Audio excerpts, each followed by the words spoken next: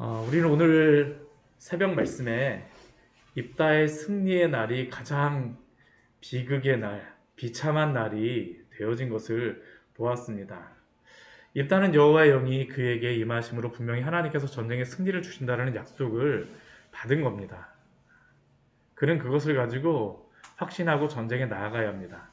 그러나 그럼에도 불구하고 그는 어리석게도 그 시대 안본 사람들이 그모스를 섬기며 행하던 그 인신제사를 드리는 그러한 방법으로 서원을 하나님 앞에 드렸고, 그는 그의 딸이 그를 맞이하기 위해서 나오자 딸을 번제로 드렸습니다. 참 얼마나 비참한 그러한 내용입니까?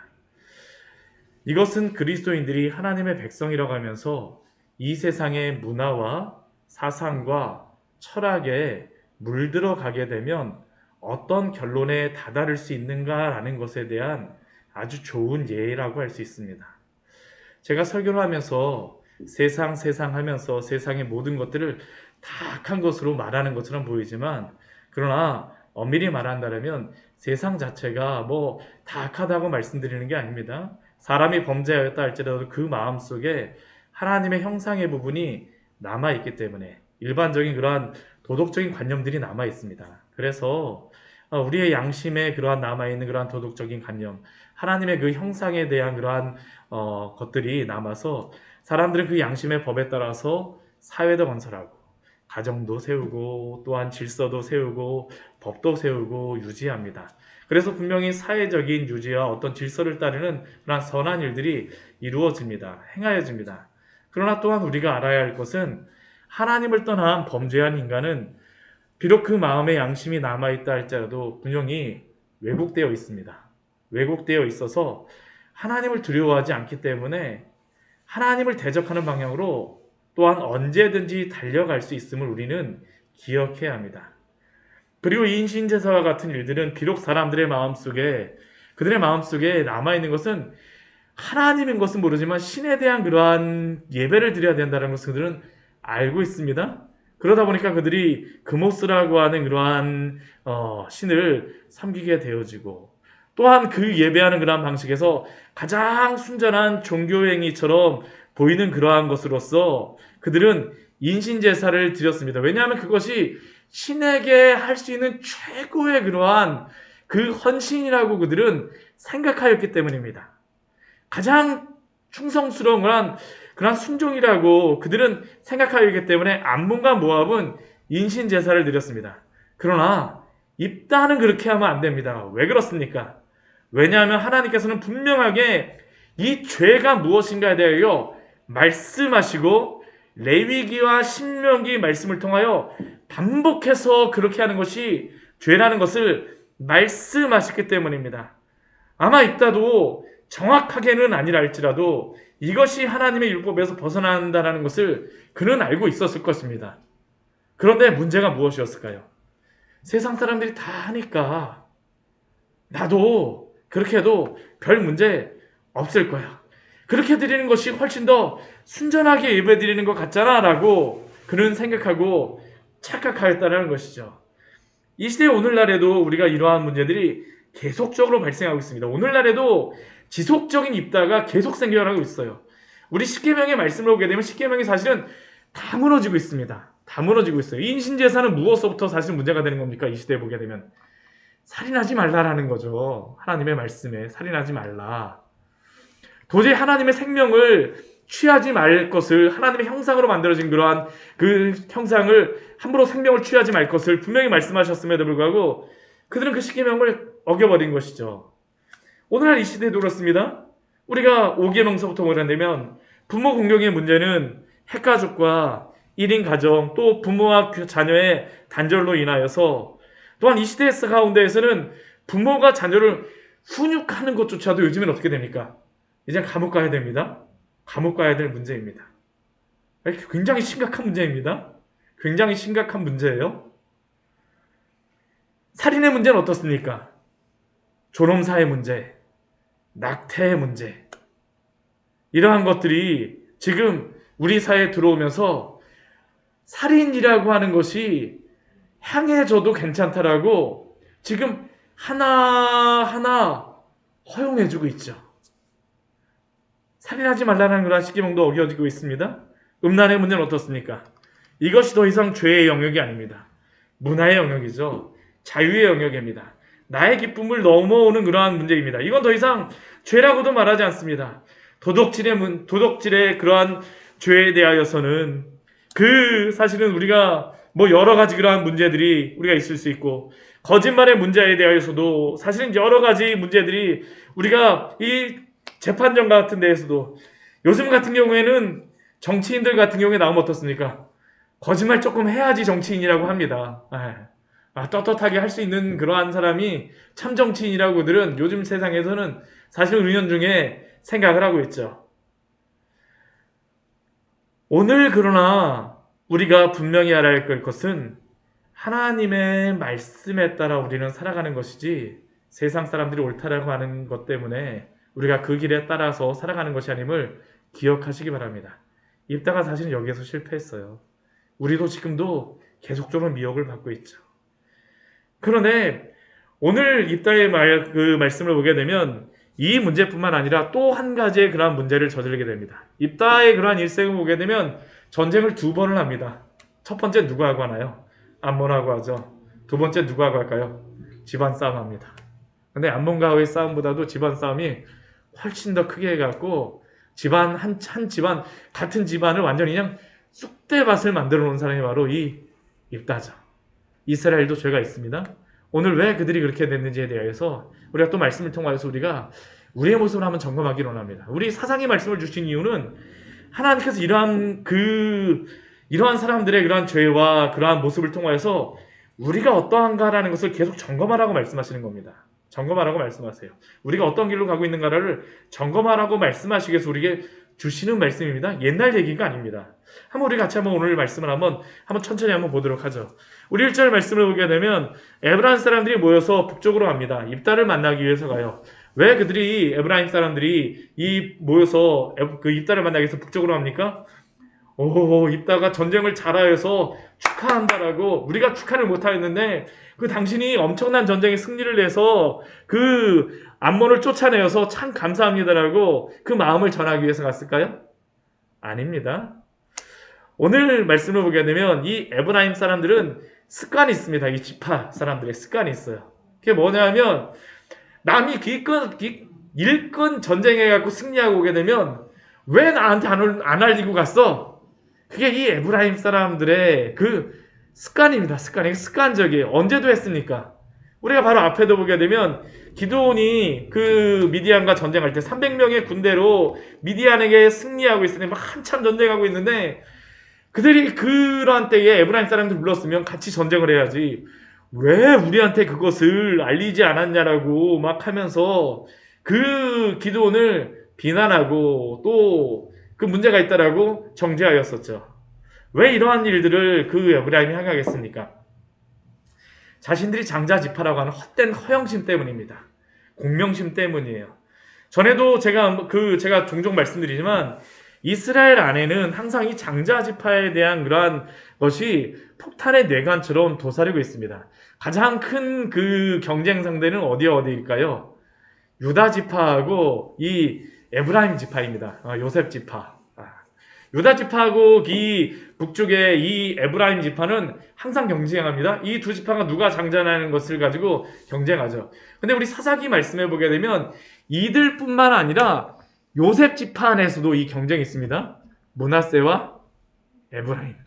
원래는 므낫세가 장자임에도 불구하고 야곱이 이렇게 손을 엇갈려서 이렇게 축복함으로 말미암아 에브라임이 장자가 되었습니다.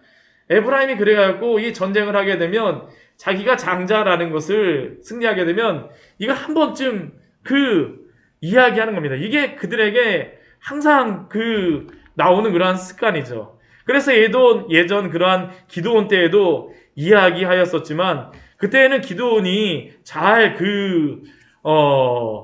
에브라임의 가장 마지막에 나오는 포도가 그 자신의 므낫세의 가장 처음에 나오는 포도보다 훨씬 더 좋은 것이 아니냐라고 해서 그냥 넘겨줬지만, 입다는 그렇지 않아요. 입다는 그렇지 않습니다. 예전 기드온 같은 경우는 전쟁에서 지금 한참 진행 중에다가 사람도 300명밖에 없고 에브라임 사람들이 많으니까 그냥 빨리 넘어가는 그러한 측면도 있었습니다. 전쟁을 마무리 짓는 것이 중요하기 때문에요. 그러나 입다 같은 경우는 지금 어떡할까요? 전쟁 벌써 다 끝났습니다.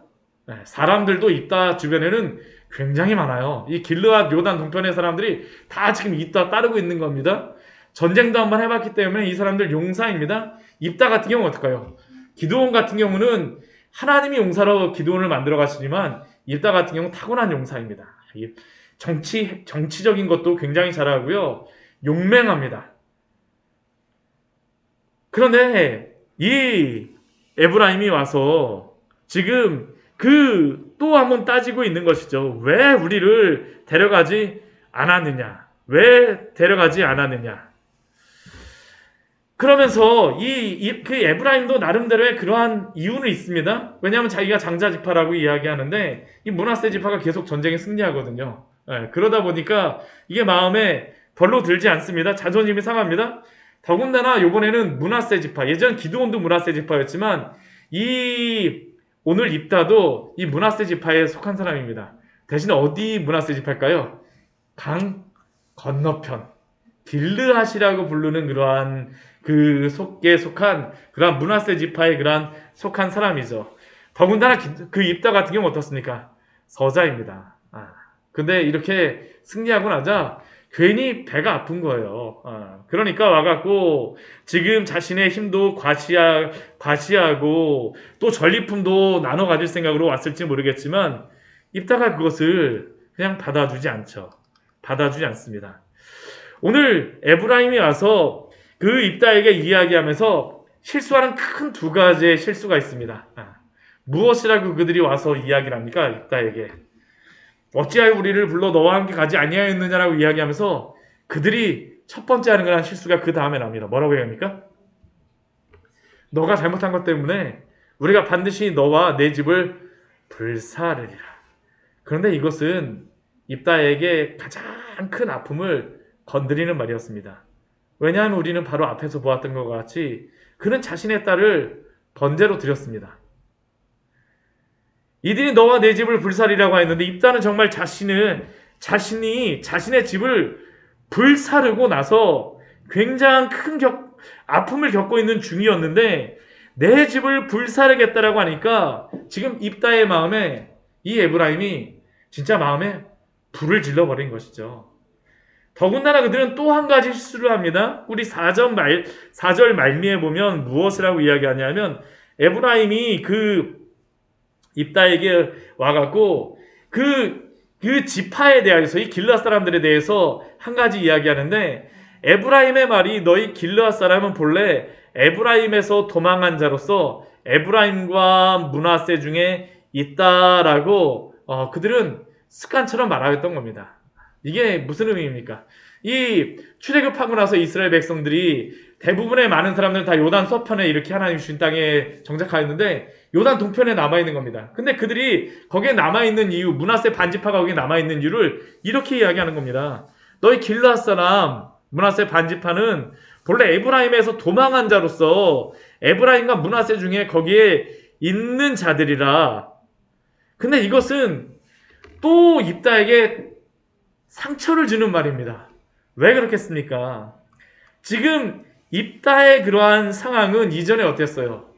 서자라 그래갖고 집에서 쫓겨나갖고 길르앗에서 쫓겨나갖고 그렇게 있었던 사람인데 거기다 대갖고 길르앗 사람도 쫓겨난 사람이다라고 하고 또한 자신까지도 쫓겨나갖고 있는 그 상황을 해집으면서 지금 이야기하니까 입다의 마음이 어떡할까요? 막 불이 일어나는 것이죠. 불이 일어나는 겁니다. 그러니까 입다가 무엇이라고 대꾸합니까? 이미 에브라임에게 그가 분명히 얘기하죠. 전에 에브라임에게 도움을 요청하였었는데 그때는 너희가 모른 척 하더니만 전혀 도움도 주지 않다가 자신이 목숨을 걸고 암몬에게 승리하였더니 이제 와서 우리에게 싸움을 걸고 알리지 않느냐라고 지금 대꾸하면서 불같이 화를 내는 것이죠. 그러니까 입다가 어떻습니까? 우리 4절 말씀을 보게 되면 길르앗 사람들을 다 모읍니다. 전쟁하였던 사람들을 다 모으는 것이에요. 그리고 그 사람들이 다 모였을 때 이 길라 사람들도 어떻게 할까요? 화가 막 났겠죠. 이러한 이야기까지 막 듣고 그랬으니까. 근데 우리가 참 이게 안타까운 게 뭐냐면 입다는 예전 암몬과 싸울 때는 어떻게 합니까? 처음에 전쟁부터 하지 않습니다.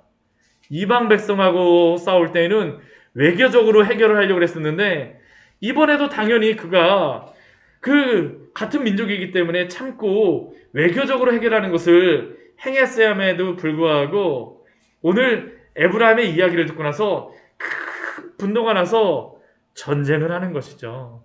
전쟁을 하는 겁니다. 그리고 결과는 어떻게 됐을까요? 입다가 승리합니다. 크게 승리합니다. 근데 그 승리가 참 비참해요. 이 입다라고 하는 그러한 인물이 참 이게 굉장히 그 잔혹한 그러한 부분들이 우리가 볼 수가 있습니다. 우리 여기에 보게 되면 이 에브라임 사람들을 진짜 씨를 말려버린다는데 지금 그게 일어나고 있는 겁니다. 에브라임 사람들하고 그 사람들을 어떻게 구분을 할까요? 오늘 말씀 보게 되면 시볼렛하고 슈볼렛하고 이렇게 구분하는 것이죠. 우리나라로 다 따지면 무엇하고 비슷할까요? 쌀. 낙동강 딱 하나 거기다 놓고 나서 살이라고 말해봐. 쌀이라고 말해봐. 하면 쌀이라고 해봐 그랬는데 살이라고 하면 어떻게 될까요? 죽는 겁니다. 죽는 거예요. 지금 입다가 이러한 일을 행하는데 사실 이렇게 행하면서 그래서 결국에는 몇 명의 사람들이 죽게 되냐 하면 4만 2천 명이 죽었다라고 이야기합니다. 우리 그 민수기 말씀에 그 에브라임 사람들이 에브라임 지파가 가나안 땅에 들어갈 때에 한 3만 2천 명 정도가 들어갑니다. 3만 2천 명 정도가 들어가는데 4만 2천 명이 죽음을 당하였다면 에브라임 지파 거의 전부가 다 죽임을 당하였다라는 것이죠. 다 지파가 죽임을 당합니다. 그래서 그 결론은 무엇일까요? 이후로 다 에브라임 지파가 힘을 쓰지 못해요. 힘을 쓰지 못합니다. 지파나 거의 나라가 가장 강력한 지파였습니다. 이 에브라임 지파가 가장 강력한 지파였는데 그 강력한 지파가 그냥 완전히 사라져버리게 되니까 이 일 후에 우리 삼손 이야기가 나오는데 삼손 때서부터 어떤 그 족속들이 와서 이스라엘 백성들을 건드리는지 아십니까? 블레셋이 와서 건드려요. 블레셋이. 근데 블레셋이 와서 건드릴 때에 유다 지파들은 거기에 나오는데 에브라임 지파가 원래 가서 같이 전쟁을 하고 좀 해야 될 텐데 잘 그게 대응이 안 돼요. 왜 그럴까요? 이게 워낙 크게 이게 영향을 받았기 때문에 대항이 안 되는 겁니다. 에브라임 지파와 유다 지파가 같이 하게 되면 블레셋이 그렇게까지 강력하게 하지 못했을 텐데 이제 그래서 사무엘의 시대, 사울의 시대, 다윗의 시대에 보게 되면 블레셋이 굉장히 강력하게 이스라엘을 압제하게 되죠. 이게 바로 지금 입다 사건의 그러한 영향이 바로 일어나는 것입니다. 얼마나 참 안타깝습니까? 그래서 결국엔 어떻게 될까요? 입다가 잘 됐을까요? 우리 7절 말씀에 보게 되면 입다가 이스라엘에 그 사사가 된 지 몇 년이라고 얘기합니까? 6년이라고 이야기합니다. 보통 대사사 같은 경우는 좀 기간이 길었었는데 입다 같은 경우는 굉장히 짧습니다. 그리고 더군다나 좀 약간 입다 같은 경우 다른 게 무엇이냐면 기드온까지도 이렇게 사사가 암몬 족속하고 싸워서 다른 민족하고 싸워서 이기게 되면 그 가장 끝에는 무엇이라고 나오냐면 사사가 사는 누구누구가 사는 몇 년 동안은 평온하였더라라고 말씀으로 마무리하는데 오늘 입다 같은 경우 보십시오. 7절 말씀을 보게 되면 평온하였다라는 이야기가 없어요. 왜 그럴까요? 이스라엘 안에 분열이 있고 전쟁이 있기 때문이죠. 아무리 강력하고 큰 용사라 할지라도 입다를 통하여서 이스라엘은 평온한 그러한 시대가 아니라 참으로 혼란한 시대, 그 지파끼리 이렇게 분열된 시대가 이게 시작되었다는 것을 우리에게 알려주고 있습니다. 그리고 이어서 3명의 소사사들이 나오게 되는데 이 3명의 소사사들의 그러한 모습들을 보게 되면 이 소사사들이 나오는 그러한 이유가 있습니다. 이게 나오는 이유가 뭐냐면 우리가 앞에서도 아비멜렉 다음에 우리 소사사들이 나오고요. 또한 이 입다 다음에도 소사사들이 나옵니다. 이러한 역할들이 뭐냐면 이들을 통해서 하나님께서 쉴 수 있는 그러한 시간들을 주시는 것입니다. 쉴 수 있는 시간들을 주세요. 오늘 첫 번째 그 소사사로서 나오는 그러한 인물이 누구입니까? 베들레헴의 입산이라고 하는 그러한 인물입니다. 베들레헴의 입산. 근데 참 그 이상한 것은 베들레헴의 입산이라고 하게 되면 이 베들레헴이 어떤 지파에 속하였냐면 베냐민 지파에 속하였습니다. 베냐민 집 베들레헴의 베냐민 지파 입산이 이스라엘의 사사가 되었더라라고 말해야 되는데 그냥 베들레헴의 사사만 되었다라고 얘기합니다. 왜 그렇게 할까? 왜 그렇게 나왔을까요? 추정하기로는 이제는 사사가 영향력이 별로 없는 겁니다. 하도 그 이집트한테 큰 이러한 분열들이 있다 보니까 사사가 이스라엘 전체에 그렇게 영향을 미치거나 아니면 적어도 지파에 영향을 미치는 게 아니라 한 부분에 영향을 끼치는 것이죠. 예. 그리고 나서 이제 뒤에 보게 되면 또 어떤 이야기가 나오냐면 이 입산 같은 경우는 그의 그러한 뭐 업적이 무엇입니까? 뭐 구원하는 건 하나도 나오지 않았어요? 30명의 아들, 30명의 딸. 그리고 또 무엇이 나오냐면 딸들을 밖으로 시집 보내고 아이들들을 밖에서 그 아들들을 위하여 밖에서 이 아들들의 아내를 30명을 데려왔다라고 말합니다. 이것이 왜 적혀 있을까요? 이게 안정이 되지 않다 보니까 이게 혼인정책을 쓰는 겁니다. 혼인정책을 쓰는 것이에요. 그리고 또 이렇게 많은 그 어려운 가운데에서도 많은 아들과 딸이 있었다는 것은 이 사사가 무엇처럼 살았다는 겁니까? 왕처럼 살았다는 것이죠. 왕처럼 살았다는 겁니다. 이게 참 안타까운 그러한 모습이 여기 안에 드러나고 있는 겁니다. 드러나고 있어요.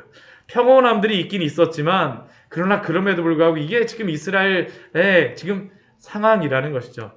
그 다음에 나오는 또 사사가 누구입니까? 우리 스불론 사람 엘론이라고 하는 그러한 사람이 나오죠. 그래서 그러니까 이스라엘의 사사가 돼서 10년 동안 이스라엘을 다스렸습니다. 이 사람 같은 경우는 아무런 그러한 그 무엇을 했다라는 것이 없습니다. 오히려 그런데 이 사람 같은 경우는 그 가장 소사사 중에서 오랫동안 그러 다스렸던 사람입니다. 10년의 기간 동안 평온함이 그래도 그 땅에 있었다라는 것이죠. 그리고 그 다음에 나오는 그러한 소사사는 누구입니까? 비라돈 사람 힐렐의 아들 압돈이 이스라엘의 사사가 되었다라고 말씀하고 있습니다. 이 사람 같은 경우는 비라돈 사람 힐렐의 아들 압돈, 이 사람도 어디 지파인지가 잘 나오진 않습니다. 이 사람도 유일하게 그의 업적으로서 나오는 건 무엇인가요? 아들 40명과 손자 30명이 있어 어린 낙이 70마리를 탔더라라고 말씀하고 있습니다. 그러니까 이 사람도 왕과 같은 그러한 그 삶을 살았다는 것이죠. 그런데 이렇게 많은 자손이 있다는 것은 또 한편으로서는 그 시대 가운데 하나님이 평안함을 주셨다라는 것을 말씀하고 있습니다. 더군다나 아들뿐만 아니라 손자까지도 나오고 있는 것으로 봐갖고는 꽤 오랜 시간 동안의 그러한 평화가 있었다라는 것이죠. 이것은 하나님이 주시는 그러한 평안이 그 안에 있었다라는 것을 우리에게 보여주고 있는 겁니다. 그렇다면 오늘 말씀을 통해서 우리가 무엇을 배울 수 있겠습니까?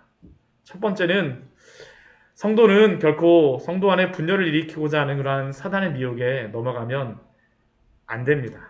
오늘 입다의 가장 큰 비극이 무엇입니까? 우리 오늘 말씀에서 그가 그의 딸을 바친 것도 참 문제이지만 입다 시대의 분열이 그 안에서 크게 일어나지 않았습니까? 하나님의 백성 안에서의 분열은 사탄이 가장 잘 사용하는 하나님의 백성을 무너뜨리는 방법입니다. 코에 손도 안 대고 훌을 뿌릴 수 있는 방법이 바로 이 방법입니다. 사탄은 결코 하나님의 백성들이 하나님의 말씀 안에서 복음 안에서 하나가 되는 것을 결코 원하지 않습니다. 왜냐하면 서로 복음 안에서 살아가며 하나님의 말씀 안에서 하나가 되면 분명히 사탄의 나라에 대항하며 하나님의 나라를 세울 것이기 때문에 그는 그것을 원하지 않기 때문에 분열을 일으킵니다. 그런데 이렇게 그 하나님의 백성 안에서 하나가 되지 못하고 분열하게 되는 일어나게 하는 것이 무엇입니까? 그 안에서 서로 죽이고 죽는 참혹한 일이 오늘 그 시대의 입다와 그 시대 안에서 일어나지 않았습니까? 입다는 18년 동안이나 이스라엘을 괴롭혔던 그 암몬을 무찌르고 이스라엘을 구원하였음에도 불구하고 그 전쟁의 이야기는 별로 기록되어져 있지 못하고 오히려 자기 백성을 4만 2천 명씩이나 죽이는 것이 기록되어 있습니다.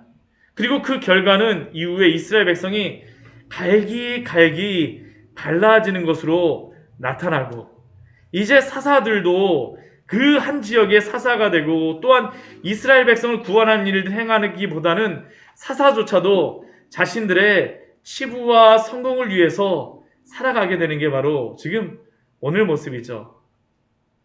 그리고 이스라엘은 이제 이 에브라임을 이렇게 입다가 다 거의 몰살시킴으로 말미암아 블레셋이라고 하는 큰 대적이 위해서 괴롭힘을 당하는 계기가 되어집니다. 사탄은 항상 큰 부흥이 있을 때에, 또한 하나님의 교회에 큰 은혜가 있을 때에 성도를 분열시키고자 합니다. 그리고 입다 시대에는 이것이 성공하였습니다. 다윗과 골리앗도 전쟁을 하기 전에 그의 형 엘리압과 싸우도록 하며, 또한 우리가 말씀을 잘 보게 되면 예수님이 십자가에 달리시기 전에 어떠한 일이 일어났는지 기억하십니까? 제자들 사이에 얼마나 그 안에서 누가 크냐라는 문제고 다투고 싸웁니까? 모두 사탄이 하나님의 교회와 성도와 또한 성도의 가정을 넘어뜨리고자 하는 그러한 방법입니다. 결코 이러한 미혹에 넘어가지 마십시오. 결코 넘어가지 마십시오.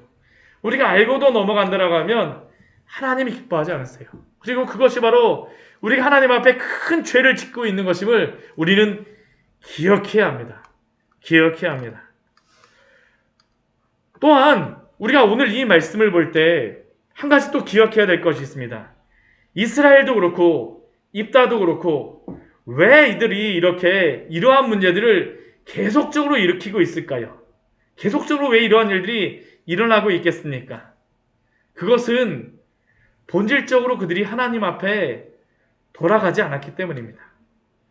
이스라엘 백성의 정체성은 하나님의 백성으로서의 정체성입니다. 그들은 하나님과 대면해야 되는 백성임에도 불구하고 항상 그들은 자신들이 누구인지 망각하였습니다. 이들이 세상 속에서 승리하며 하나님의 영광을 드러내며 성공하는 방법은 딱 한 가지입니다. 하나님께로 돌아가는 것입니다. 하나님께로 돌아가는 것. 그런데 이들의 문제는 계속적으로 무엇입니까? 항상 하나님께로 먼저 돌아가서 왕으로 섬기기보다는 항상 지역적인 문제들을 해결하는 것에 항상 몰두합니다. 에브라임 지파는 오늘 어떻습니까? 내가 장자라는 것 드러내고자 하죠. 입다 같은 경우는 어떻습니까? 나의 그러한 상처를, 나의 분노를 해결하고자 하는 것이 바로 항상 이들의 문제입니다. 우리가 항상 생각해야 될 것은 어떠한 문제들을 해결하는 것보다도, 전쟁에 승리하는 것보다도 먼저 하나님께 돌아가고 하나님을 왕으로 모실 때에 하나님께서 우리에게 승리를 주시며 또한 우리가 하나님의 백성답게 살아갈 수 있게 하심을 기억하시기 바랍니다. 그들이 하나님의 백성 되었기 때문에 하나님이 붙들어 주시기 때문에 거룩하게 살아가고 승리할 수 있는 것이지, 그들이 붙어 있어서 그들이 승리하는 것은 아닙니다. 그리고 이것은 우리에게도 동일하지 않습니까?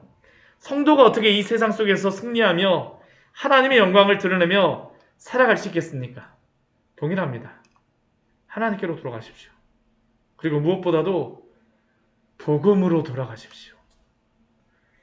우리가 참된 복음으로 돌아가서 먼저 예수 그리스도를 믿고 거듭나게 되어질 때 우리는 거룩하게 살아가고 승리할 수 있습니다. 또한 예수님을 믿은 성도들도 역시 복음의 진리로 돌아가서 복음 안에 거하게 될 때 우리는 하나님의 백성답게 살아갈 수 있습니다. 내가 어떻게 살아서 우리가 구원을 받고 하나님의 백성답게 되는 것이 아니라 먼저 우리가 복음으로 돌아와서 그리스도 안에 거하게 될 때 하나님의 백성으로서 세상의 소금이요 빛으로 살아갈 수 있는 줄 믿습니다. 이 순서가 바뀌지 않도록 하세요. 순서가 바뀌지 않아야 합니다. 그렇게 먼저 복음의 진리로 돌아가십시오. 그리스도에게로 돌아가십시오.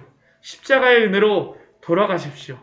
우리가 복음 안에 거하며 살아갈 때에 우리는 적은 능력과 힘을 가지고도 이 세상 속에서 주님의 소금이요 빛으로 쓰임받을 수 있음을 기억하시기 바랍니다.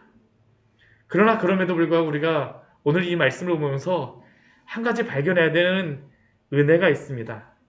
그것이 무엇일까요? 우리가 사사기 말씀 속에서 항상 잊지 말아야 될 것은 이스라엘 백성들이 이렇게 끊임없이 범죄함에도 불구하고 계속적으로 불완전한 사사들이 나오고 죄를 범하지만 그러나 하나님은 이 불완전한 사람들을 통하여서 완전하신 하나님께서는 포기하지 않으시고 당신의 완전한 구원을 이루어 가신 줄 기억하시기 바랍니다. 이게 은혜죠. 이스라엘 백성들의 그러한 구원은 하나님이 이루어 가시는 것입니다. 하나님이 참되신 왕이시기 때문에 구원을 이루어 가십니다. 그리고 이러한 불완전함 속에 더욱 하나님을 우리로 하여금 소망하게 하시고 우리로 하여금 그리스도를 소망하게 하십니다. 내가 실패하였다라고 너무 낙담하지 마십시오. 완전하신 하나님께서는 내가 실패했다라고 하는 그 상황 속에서도 가장 선하신 길로 오늘도 우리의 삶을 이루어 가실 줄 믿습니다. 같이 기도하도록 하겠습니다. 우리 오늘 말씀 같이 기억하시면서 기도하기를 원합니다. 참 입다의 그러한 모습을 보게 되면 참 능력 있는 사람입니다. 입지전적인 인물이죠. 간증도 있습니다. 그 서자라고 하는 그 아픔 속에서도 참 능력도 있고 사람들도 따르는 사람입니다. 근데 무엇이 문제입니까? 하나님을 온전히 따르지 못해요. 하나님을 온전히 의지하지 못합니다. 하나님이 구원하실 것을 기다리지 못하고 나의 뜻에 따라서 그러한 것들을 이루어가자 하죠. 혹시 우리가 이러한 죄악을 범하고 있지 않습니까? 주여 우리로 하여금 주님의 말씀으로 돌아가게 하여 주시옵소서. 복음으로 돌아가게 하여 주시옵소서. 우리가 본질을 잊지 않게 하여 주시옵소서. 많은 것들을 이루는 것보다도 우리가 먼저 주님 앞에 서는 것이 먼저입니다. 주님 앞에 먼저 서야지 그 다음에 조그만 일을 해도 하나님의 영광이 나타납니다. 주여 우리로 하여금 먼저 주님 앞에 서는 자들 되어지게 하여 주시옵소서. 복음으로 돌아가는 자들 되어지게 하십시오. 복음에 붙잡히시는 자들 되어지게 하십시오. 하나님 앞에 생하는 자들 되어지게 하여 주시옵소서. 이 시간 잠시 기도하도록 하겠습니다. 하나님 아버지, 시간 저희들 주님 앞에 하나님 앞에 기도하며 나아갑니다. 우리의 연약함에도 불구하고 우리를 사랑하시며 우리를 불러주시고 우리 하나님 아버지 인도하시는 주님을 바라보려 주시옵소서. 입다의 모습을 보게 되면 참 용맹하며 참 뛰어난 인물임에도 불구하고 그가 하나님 아버지 자신의 하나님 아버지의 분노를 조절하지 못하고 하나님 앞에 서지 못합니다. 하나님 온전히 신뢰하지 못합니다. 혹시 우리가 이러한 죄악을 하나님 아버지 범할까 너무나도 두렵습니다. 주님 우리에게 하나님 아버지 여러 가지 하나님 아버지 문제 자체에 먼저 직면하기보다는 하나님 앞에 서는 자들 되어지게 하여 주시옵소서. 온전히 하나님 아버지 온전히 주님만을 하나님 아버지 온만 나의 섬기는 것들에 먼저 저희의 전심을 다하게 하여 주시고 저희의 마음을 다할 수 있도록 주여 도우시고 인도하여 주시옵소서. 하나님 아버지 불완전한 자들을 통하여서 당신의 완전함을 구원을 이루어 가시는 주님을 찬양합니다. 하나님의 그 구원의 완전하심 당신의 그 신실하심이 아니었다라고 하면 하나님 어떻게 이스라엘 백성들이 이러한 하나님 아버지 죄악의 구덩이 속에서 하나님 그 구원을 하나님은 당신께 그 구원의 일들을 맛보며 살아갈 수 있겠습니까? 하나님 당신께서 하나님 이스라엘에게 베풀어 주셨던 그 은혜를 오늘 우리에게도 허락하여 주시옵소서. 참 이 시대를 볼 때에 얼마나 완악하며 폐악한 시대인지 모릅니다. 사사기 시대와 같이 하나님이 참된 왕이시며 하나님 참된 창조자이시며 주권자이심에도 불구하고 하나님을 부인하며 하나님의 그 말씀을 따르기보다는 여러 가지 죄악들을 즐겨하는 것이 바로 이 시대입니다. 주여 이 시대를 불쌍히 여겨주시고 이 땅을 고쳐주시옵소서.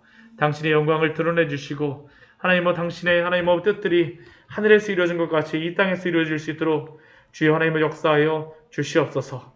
온 마음 다해 하나님의 저희도 주님을 예배하게 하여 주시고, 또 하나님 저희가 주님을 섬길 때에 정말로 전심을 다하여서 주님의 말씀에 따라 섬길 수 있는 귀한 성도로서 저희를 세워 주시옵소서. 예수님 이름으로 기도드립니다. 아멘. 예, 우리 온 마음 다해 우리가 찬양하도록 하겠습니다.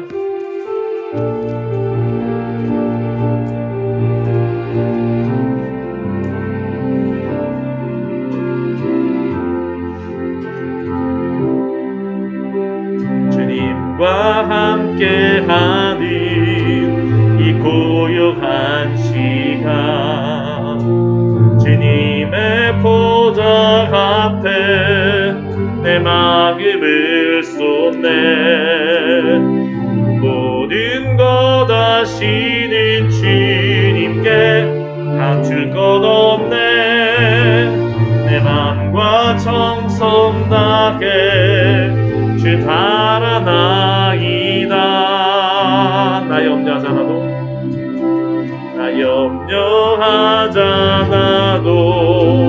내 쓸 것 아시니. 나 오직 주의 얼굴 구하게 하소서. 다 이해할 수 없을 때라도 감사하며 날마다 순종하며 주 따르오리다. 온 마음 다해 사랑합니다. 온 마음 다해 주 알기 원하네. 내 모든 삶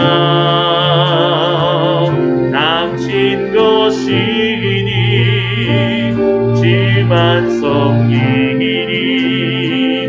온 마음 다해 온 마음 다해 온 마음 다해